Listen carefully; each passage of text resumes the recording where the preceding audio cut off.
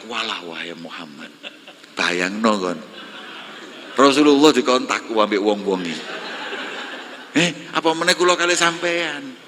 Apalagi kita disalahkan, dibid'ahkan, disyirikkan itu tidak usah takut. Rasulullah disuruh takwa.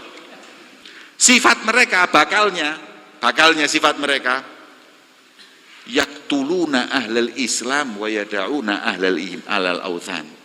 Dia lebih mungsuin sesama Islamnya daripada orang-orang yang menyembah berhala. Ini kata Rasulullah, ini akan datang nanti orang seperti ini. Mereka pandai baca Quran, tapi Quran cuma sampai di kerongkongan, nggak sampai di hati.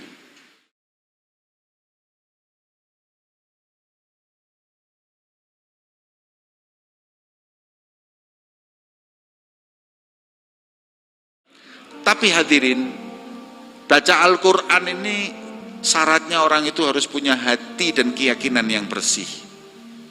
Kalau baca Quran tapi nggak punya keyakinan dan hati yang bersih, petaka. Rubbatalil Quran wal Quran yal'anuh. Nggak sedikit orang baca Quran tapi Quran itu mencaci dan melaknat orang yang membacanya. Karena apa? Tidak mengamalkan apa yang ada pada Al-Quran. Quran memerintahkan jangan ngerasani, ayatnya dibaca, setelah ditutup jebret ngerasani wong. Suaranya gue fales, ya. Baru selesai baca Quran ribain orang. Baru ngomong di situ jangan bohongin orang. Nah ini naudzubillah. Rubatalil Quran yatlu wal Quran yal'anu. Naudzubillah. Orang yang ahli baca Quran itu hanya orang-orang yang hatinya bersih. Oh nggak gampang loh orang berceneng Quran itu. Orang itu kalau sudah hatinya bersih, baca Quran ini lupa waktu. Ada satu ulama namanya Al-Imam Muhammad bin Hasan Jamalul Lail, ahli ibadah, dipanggil Jamalul Lail, onta malam, karena kalau malam nggak pernah tidur, ibadah terus. Kayak Imam Ahmad bin kayak Imam Abu Hanifah, Syekh Abu Bakar bin Salim, ini orang-orang yang kalau malam nggak pernah tidur. 40 tahun sholat subuhnya dengan wudhu sholat isya. 40 tahun. Saya 4 hari sholat isya wudhu maghrib nggak bisa, kebobolan, kakean mangan nih. Ini mereka 40 tahun sholat subuhnya dengan wudhu sholat isya, ahlinya ibadah. Ini Jamalul Lail ini Muhammad bin Hasan juga seperti itu. Paling seneng sama Quran. Kalau sudah baca Quran lupa waktu. Kalau Ramadan, habis sholat subuh sampai maghrib Quran nggak disentuh.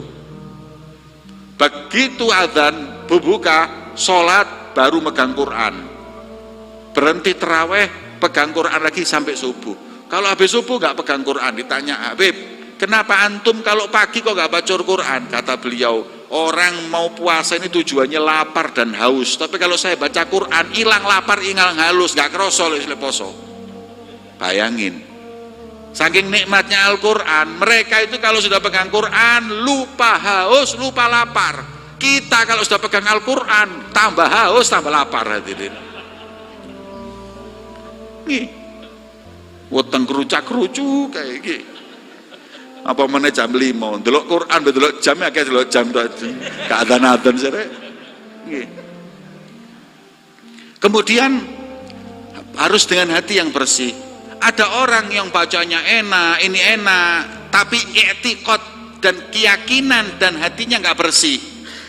Malah justru Quran menjadi petaka buat mereka. Loh kok ada ya? Suatu saat ini Rasulullah ini lagi bagi-bagi ghanimah. Habis perang Rasulullah ini bagi ghanimah. Lah Rasulullah kalau bagi ghanimah, Rasulullah ini kan orang yang paling akil, dewasa, dan orang adil. Dilihat orang-orang ini, oh ini dikasih ghanimah sekian, ini sekian. Rasulullah yang ngatur. Ada satu orang jenggotan, jenggotnya lebat. Ini di kitab disebutkan Gatsatul Lihyah, jenggotan. Ghaura itu matanya cekung karena ahli qiyamul lail. Ya. Kemudian batu ireng. Tanda kebanyakan sujud atau tahu nyosop atau ya apa karo wis, pokoknya ireng. Ya.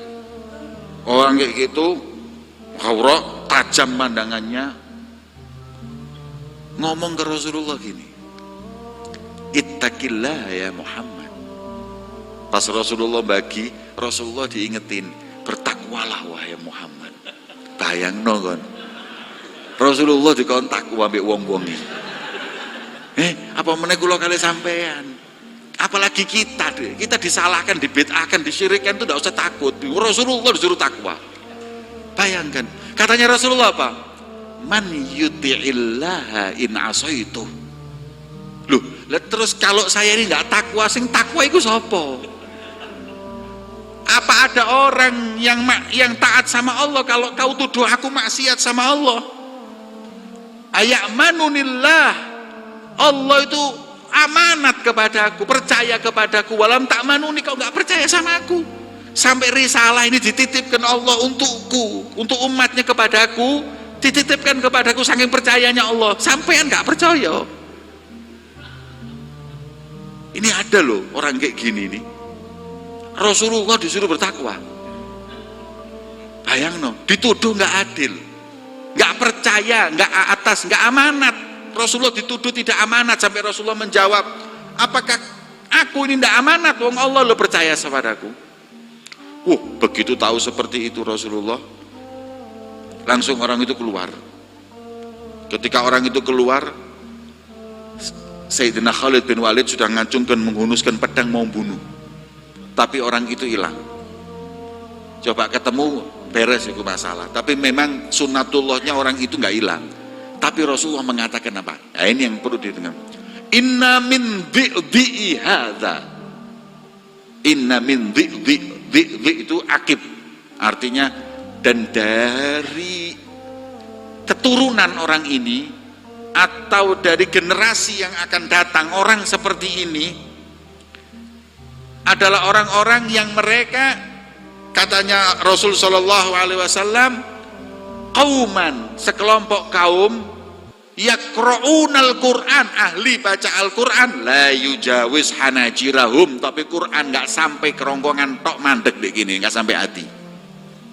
Jadi baca Qur'annya itu enak, ngimami suaranya enak, tapi di sini tok, nggak sampai di hati. Sifat mereka, bakalnya sifat mereka, yaktuluna ahlal Islam wa yada'una ahlal authan. Dia lebih mungsuin sesama Islamnya daripada orang-orang yang menyembah berhala. Ini kata Rasulullah, ini akan datang nanti orang seperti ini.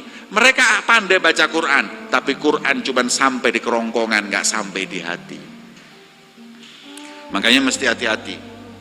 Ya, katanya Rasulullah, la in adraktuhum, kalau aku sampai ngalami kelompok itu, la aktulannahum katlaat, aku akan perangi mereka sebagai memerangi kaum Ad. Ini nggak disisihkan, ini semua diincar sama Rasulullah, karena mereka ini bukan Muslim tapi yang ngerusak Islam, ya, menjelekkan nama Islam. Siapa mereka? Yaitu ya, orang-orang yang teroris, yang membunuh umat Islam tapi membiarkan umat orang-orang non muslim. Ya semuanya nggak boleh dibunuh, tapi kok mereka ini kadang-kadang ahli Quran tapi ngincer bunuhnya umat Islam. Ya, semoga Allah menjauhkan kita daripada golongan tersebut. Amin ya rabbal alamin.